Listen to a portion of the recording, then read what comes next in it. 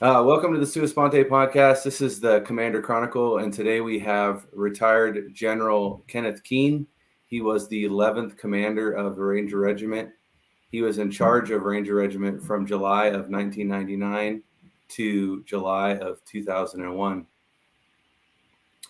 Ken, you took over from Colonel McChrystal in 99. What are some things that he told you during the transition? Well, we had a great transition because, General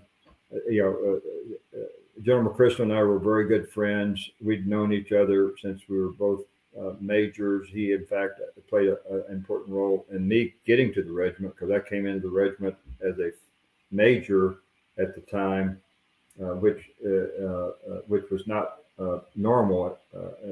Normally, officers you come in as a lieutenant or captain. I wasn't able to do that, so I came in. I was at Fort Benning, was able to get hired as a major there, and General McChrystal was the S3 of 3rd Ranger Battalion at the time. I got to know him, and he sort of encouraged me to apply, and I was hired, of course. And so we served together as fellow battalion commanders. I had 1st Ranger Battalion when he had 2nd Ranger Battalion. We were in the 82nd together as fellow battalion commanders. So we obviously had knew each other. We were good friends. We stay in contact today. So it was one of those ideal type of transitions because I was at Fort Benning the year before I took command, and it was announced in October of 1998 while I was stationed at Fort Benning, getting ready to go into command to another unit. When it was announced I would take the Ranger Regiment from General McChrystal, and so he immediately wrapped his arms around me. He didn't have to say, "Hey, we want to, here's what we're doing. You're welcome to come over, observe any training we're doing." I went to a JRTC rotation with him. And so I was very aware what he and Command Sergeant Major Mike Hall at the time as the RSM were doing, and some of the transformational things that they were dealing with, and the vision he had for the regiment. And so some of the things he shared with me was be able to look to the future. I was very aware he had started the Big Four. It wasn't lost on me that in order to sort of inculcate the idea of the Big Four as a permanent part of the regiment in terms of the basic skills, shooting, being able to be experts on your weapon, medical skills, and basic skills that the Big Four the standards that we were setting needed to continue. So, and I was certainly bought into that to try to make sure that stayed part of the regiment, and then beyond that, looking up and out. One of the things that I have appreciated as a leader and coming up through the Ranger Regiment is that the need to adapt your leadership and your focus at different levels, and you become very comfortable from the company command, battalion command, looking internally. You're close to the boys, the organization, and going from battalion command to regimental command. Stan's advice was, look up and out, and I had to adjust to that. And it's one of the things I think I didn't do as well as I could have initially, but I quickly realized that, looking outside the organization and trying to look to the future of where we were going was very important in terms of, because we at that time, we were trying to adjust a lot of things. We obviously learned from Panama. We learned from, the deployment to Somalia, and trying to adjust the organization to fit those things. But the organization mission overall hadn't made a radical change through those years. It was just some basic skills, being able to be experts on fighting at night and basic skills. And I think General McChrystal opened the door, and I certainly learned from that and tried to do the same as I transitioned with General Votel, who I'd known as well. Joe and I served in the regiment when he was a captain and I was a major. What are some things you felt like you were very prepared for when you took over the regiment?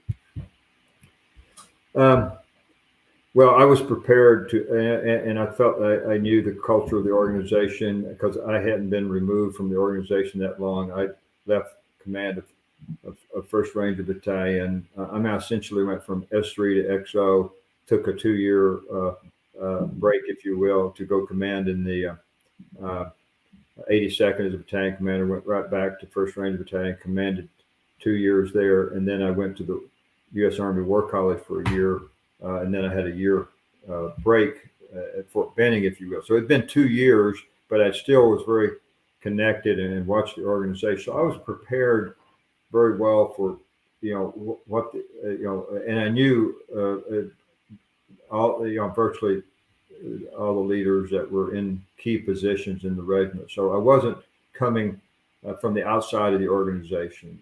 And so I was very prepared for that. What I was less prepared for was knowing how to build the relationship and connect to our higher headquarters and the importance of working with those higher headquarters at the time, USASOC, and then working within the special operations community to look to the future of the organization and where we needed to go. So that was something I had to learn and get sort of up to speed on as quickly as possible. But this is where I think it helps to have mentors and reaching out to folks that have done your job before, like General McChrystal and key folks that were my regimental commander, General Lazinski, of course, General Grange was still there, General Kernan, using mentors that had helped me develop over the years and make sure that I was focusing in the right areas. So from that understanding that General McChrystal gave you of kind of looking up and out, how did you utilize that to help bring up and qualify good leaders behind you? Well, I think talking to leaders about recognizing the environment you're at and where you're at that point in time, and having the right focus, and being able to one of the things that leaders have to get more comfortable with as they go up is empowering others and learning what that means and how much and explaining to them. Sometimes I'm going to tell you exactly what to do and how to do it, but as you go up, it becomes more about not telling people exactly how to do things, because more often than not, they're more of an expert at it than you are. It's more explaining to them what you need done and what the purpose that you need done, why you need it done, and give them general guidance, and then let them figure out how best to make it happen. And then being comfortable enough to that to take a little risk, but being connected to them enough so you're giving them the right resources to be successful. So I think that's one of the key learning things, and I talk to a lot of business leaders today within a company, and also military leaders is, okay, you're leaving battalion command. Your success at the next level is not going to be dependent upon what you did as battalion commander. It's going to be dependent upon how well you can adapt to leading the organization at a higher level and what skills that are needed there versus what was successful for you at a lower level. Yeah, I think that's good in building out those junior leaders below you to replace you well. Yeah, that's probably the most important thing I think leaders do. I probably wouldn't have said that when I was, a young captain or major or whatever, because you're so focused on, getting the job done and doing what your boss tells you to do. But I think, I talk to company commanders occasionally at Fort Moore. I say, look, the best thing you can do, and don't forget, you're here. You need to develop these young lieutenants, and sometimes that means giving them a little rope to maybe experience failure, but being there for them to help them learn how to fail and learn from it. regiment, I think, does a great job at that. In the conventional army, sometimes they don't, quite frankly. Yeah, well, and that, we kind of talked before about the black beret and the tan beret, and that kind of started during your time. But I wonder if a little bit of that thought behind that process of giving the rest of the conventional army the black beret was to give them that sense of uniqueness and what Rangers were. But really what Rangers are is not a black or tan beret. It's the intangible things that you can't see. And like you're saying, that developing of leaders and that rope and that testing and accountability that we had. Yeah, I think you're absolutely right. I mean, I think General Shinseki has said this at one point in time. The reason he wanted to put the army into the black beret was because it represented the army. He was trying to change the army at the time, and so he wanted to use that as a visible symbol of change in the army and to emulate the excellence that the Rangers represented in that change, if you will. And while it was a symbolic change, obviously, ultimately, it's not what made the Rangers what they are. Was not the beret. It was the Rangers themselves.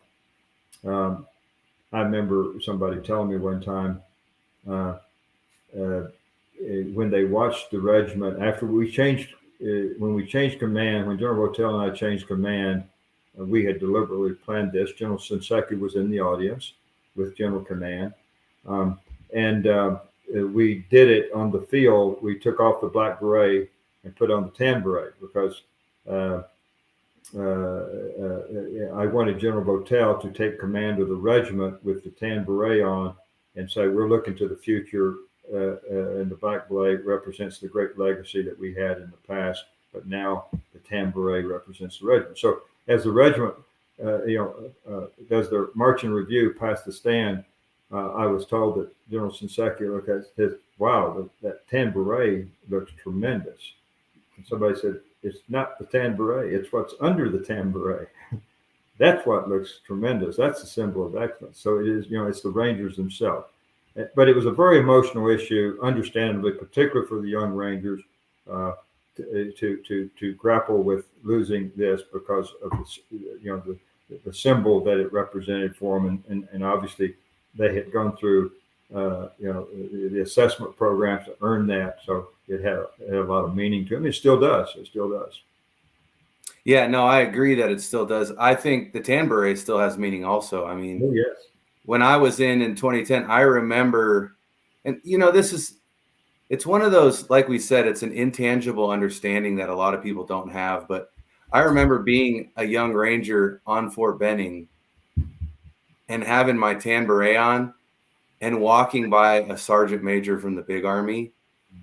He didn't know me, but at the same time, he like gave me this unique sense of respect that a normal private would never get from a sergeant major. I mean, he wanted to talk to me. He wanted to figure out, what about me was different. And it wasn't the tan beret. It was the standard. It was what we stood for as Rangers, as being, like Abrams' charter was, we're supposed to be the standard for the Army. And Yeah.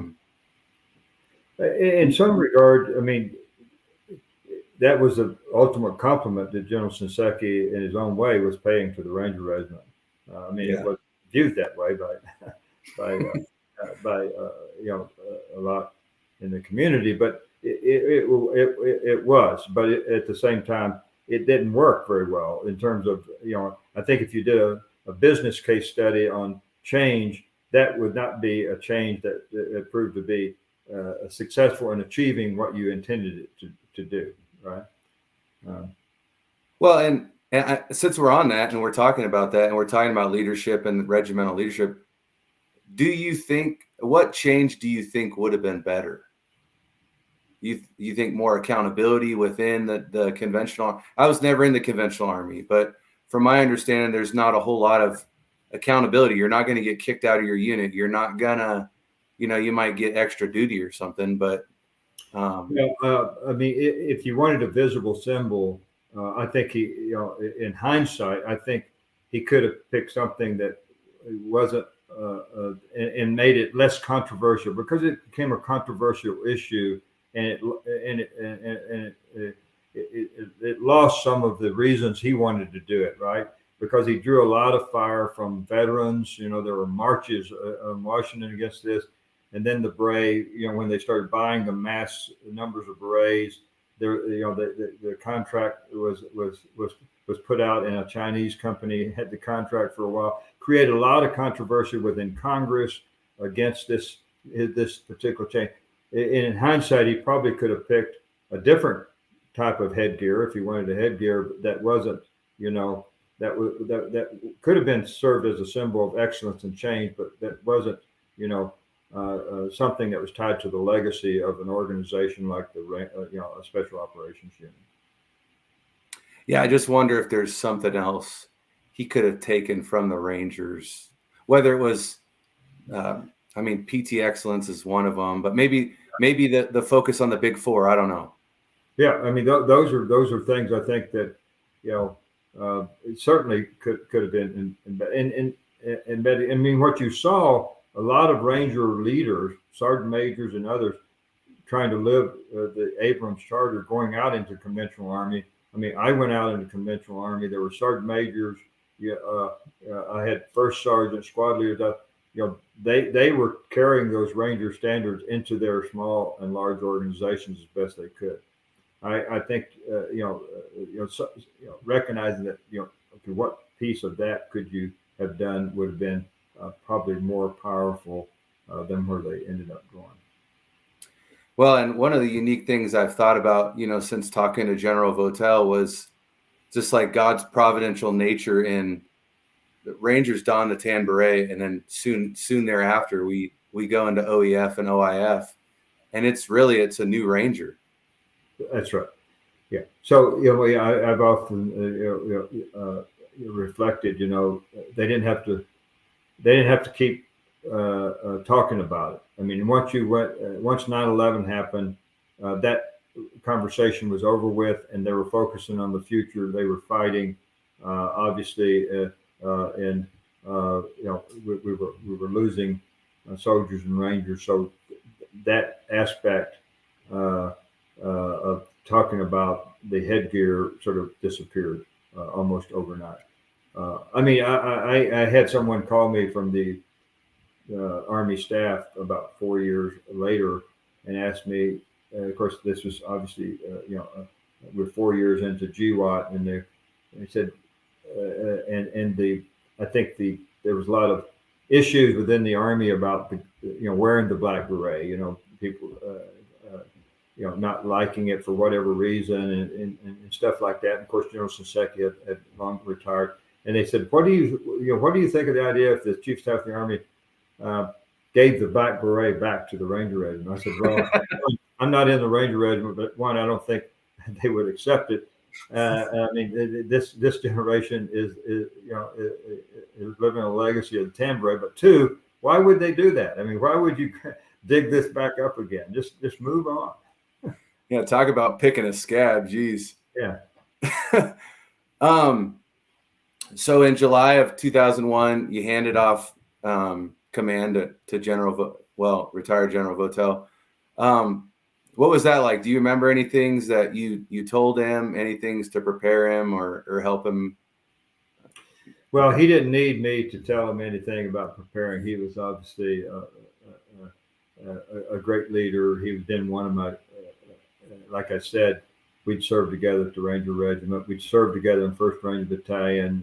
I was there as the XO when he came in as the LNO, and then I left. And then he was his first year commanding at 1st Ranger Battalion. I was the RCO. So I'd watched him lead for at different levels for a number of years. So he didn't need any wisdom from me. I mean, I just basically imparted some of the things that I had experienced, and General Crystal had shared with me about looking up and out, and making sure that the regiment. The one thing that I didn't feel and of course, this is before 9/11, so we didn't see 9/11 coming.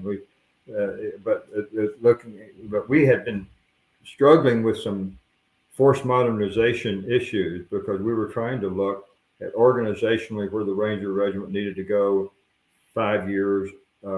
We didn't feel at the time we had made enough progress in mobility, and so trying to convince, the big Army, because the big Army controlled our force modernization vehicle, although the special operations community could help us sort of from a mission side justify the needs of that kind of stuff. But one of the things I talked to is, this is some things that we need to take a look at as we go forward. Our mission, essential mission, had not significantly changed in that 2 years, but it was a matter of how we are going to go do that in different parts of the world, and being a better force multiplier for the special operations community. Mobility was certainly a key thing that was on all of our minds at the time, and so that's what we talked about. Obviously, we talked about this transition of the beret and trying to get that, get beyond that. And which, fortunately, he didn't have to deal with that since he was quickly faced with 9/11.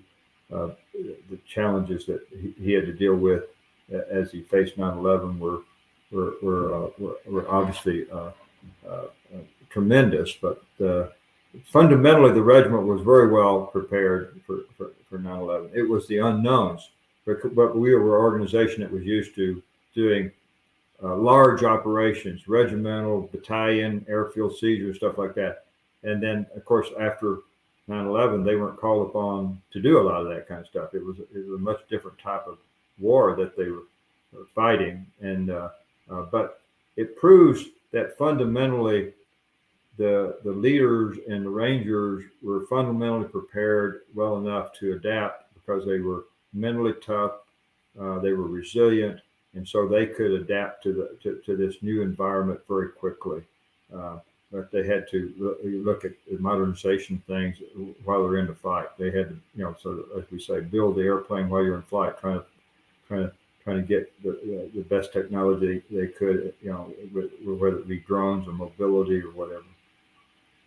Yeah. Do you have any examples or advice to like a newer commander or any soldier to understand? Because right now we have a lot of force modernization we're going to have to go through with technology and drones and all. It's a whole nother level than it was in 2001 and 99, with AI and everything. Is there anything that you think, stood out to you that could help somebody in this day's force modernization? Well, I think, what the regiment, and I'm not telling them anything they don't, certainly the new regimental commander and the Rangers don't know, is, look at the battlefields that our nation is observing, whether it be in Ukraine or whether it be in Gaza, and I think that's a telling point of what we need to be thinking about and that we were prepared to do. But also making sure that we are plugged in well enough into the big Army. USASOC, we've got some great now. I think doing better at that than certainly when I was there. But I'm not a good one, quite frankly, to answer that question because I don't consider myself a real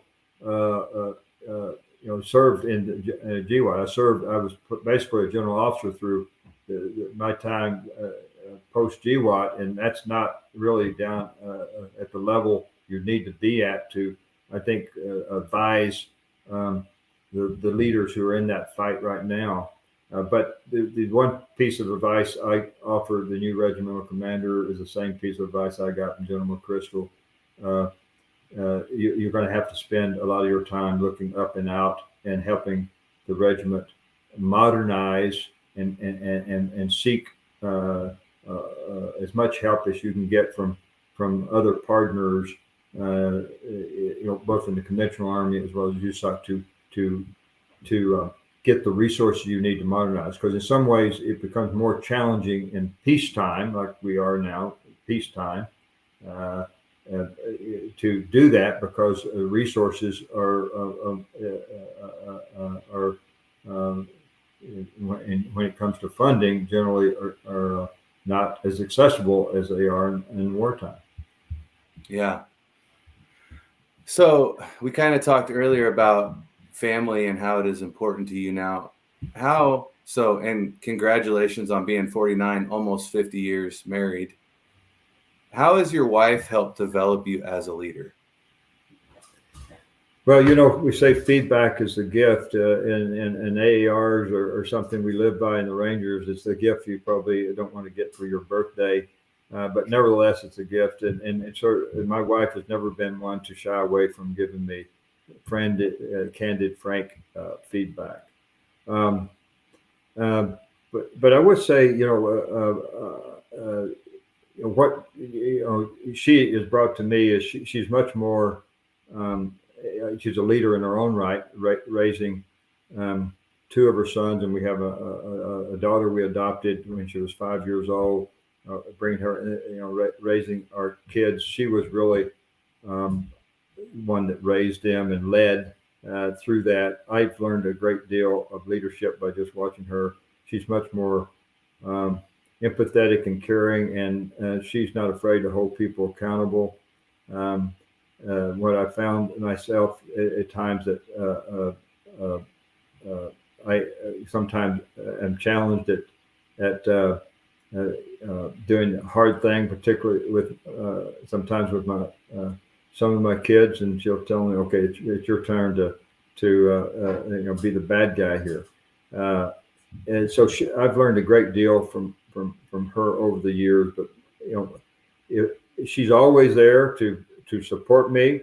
So whenever I give a talk somewhere or anytime we do something together, she'll always I think like a great ranger leader. She'll give you that little bit of encouragement, and then I say, okay, what's the other side of this, right? And then she'll say, well, you could have done this better and this better, and you should have thought about that. Okay, got it. But she always takes care of the home front, as many of our ranger wives do. I've always been amazed that we always like to say we marry above our station in life. I certainly did that. Plus, she's been very patient. I mean, everybody I think in their married life goes through tough times and um, put ups with deployments and even probably more so the deployments were the piece that they sort of accept. But when you come home and you're not present at home as much as you probably should be, that's when it gets to be tough. And a lot of times you said, okay, you need to be here present more, not just physically present, but presently engaged. You need to give us more time. And she's been the one that's helped keep me keep that at forefront, both while I was in, but probably more importantly now that I'm out. Yeah, that's one of those consistent things I hear from other rangers is leaning into, that after action review from a loving wife who is may be one of the unique people that's willing to tell you things you don't want to hear. That's right. And we know we all need it, right? Yeah. How has having children helped develop you as a leader? Well, it obviously it changes your whole life from the time. I mean, we had our first son when I was been in the army about a little over 4 years at the time, and so whenever you have your first child, life is certainly changing. Um, but I think I tell young people here in school is you don't have to have a job and be put in a leadership role to be a leader. As soon as you get married, you should be a leader every day. But your children makes you, you need to be a leader 7/24 because they're watching you all the time. And so, if you whatever action you take becomes a standard as far as they're concerned. So I think children are a good reminder that leadership is not a 5 day a week, 8 hour a day job. It's you have to be leading all the time. And so, like when your son came in, we need to give them the time they need, and recognize that, because they'll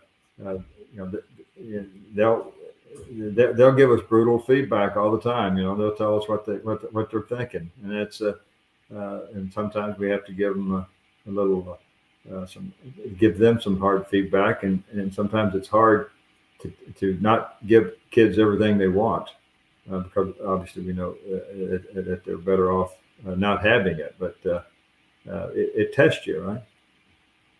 Yeah, I think that's a good point, that they are watching at all times, and they pick up on things. It's sure. Yeah, being a parent is amazing. Well, sir, thank you for your time. Thank you for all your service. Thank you for continuing to serve veterans, Rangers, and even civilians, in teaching them how to be a true leader and truly, like you said, look up and out and care for those below them to develop them into better leaders. I think what you're doing is helping the future of not only our country but our world. And I thank you for that. I thank you for just the unique legacy and testimony you are. Not everybody's married for almost 50 years. Not everybody's a commander of a Ranger regiment. And I think that says a lot about who you are. And I thank you, sir. Well, thank you, Ken, and thanks for hosting these. It helps all of us, probably me more than others, to be able to have the opportunity to speak with fellow Rangers. Although we never served together, we have a connection through this Ranger brotherhood, and one of the greatest satisfaction I've had is the opportunity to continue working with young leaders, in particular Rangers. I remember my good friend and our former honorary colonel of the Ranger Regiment, Ralph Puckett, and one time I talked to him. Of course, he'd been retired almost 35 years at the time. I said, what do you think you'd be most remembered for? And of course, this is a man who obviously had highly decorated, several distinguished career, his Medal of Honor exploits in Korea and stuff. He says, I think I hope I'm most remembered for what I did after I served in my and the Rangers I impacted, and so I think his legacy is really as great as what it was in service, obviously in Korea and Vietnam. What he left behind more is all the Rangers and Ranger families that he touched after he left the service and developed. You rarely see a Ranger today still that Colonel Ralph Puckett didn't touch. He might not have talked to him individually, but he probably talked to him in a group in a Ranger class. He was out there observing them. And so I think that reminds all of us what we did in service may have been a lot of fun. It may have been you have a lot of brotherhood, but it's what you do past service that ultimately can make a huge difference to a lot of others. So thank you for doing stuff like this, because I know it's the Rangers you're reaching that maybe you don't see and talk to, that hopefully something they heard on your podcast it changes them in a way that's helpful. Well, sir, like we said, Ranger leads the way. Rangers lead the way.